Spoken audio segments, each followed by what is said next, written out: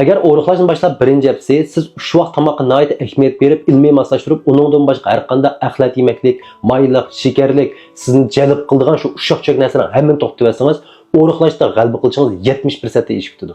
Agar mushu odatni bir oy davomlashtira olsangiz, o'riqlashda g'alaba qilchingiz 90% ish kutadi. O'riqlashdan boshlab birinchi hafta og'izni kontrol qilish eng tez. Mushu bir hafta bizga bek tez va qiynalayotgandek his qilamiz. Ammo biz chidabli o'tkazyaptikmi? Biz tabiiy yemeklarni yapmadikmi? Bir oydan keyin ishlarimiz o'zigidan kontrol bo'ldi. Kontrol bo'lib qolmay, burun siz ko'rsangiz chidamay yeb solgan shu narsani oldingizga akab bersinmi, siz qarab qo'yib bo'ldilar deb o'tib keta olasiz. Nimishqa og'zingizgacha bir narsalarni yegimiz kelib turadi. Buning sababi mundaq ikki. Birinchisi, bizdagi oshqozon 3 oy yo'limizdagi va foydali bakteriyalarning soni bek oz, va nachar bakteriyalarning soni bek ko'p. Nachar bakteriyalar birni yesamga bo'libmi, shu nihoyat axlat, ushaqchak odamni oson samaydirgan narsalarni sig'inib turdi.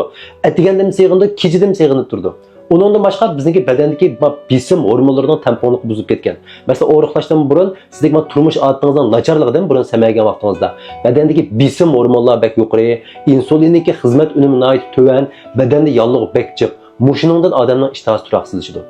Siz shu ushaq-cho'k narsalarni to'xtatib yutasiz.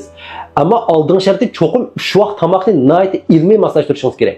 Agar ushaq-cho'k narsani yemay, uni o'riqlashga oldirib ketib, tomoqni yaxshi yemay.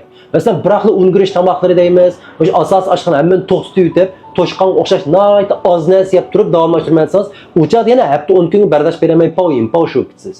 Shuning o'riqlash jarayonida cho'qim shu vaqt tomoqni pek ilmiy yeyishimiz kerak. Tabiiy teran shu deymiz. Masalan, teran shu degan nima? Masalan, go'shtlar shunaqa hayvonot degan tabiiy bo'ladi. Etizg'i terigan, daraxtda unib chiqadigan mandaq narsalar.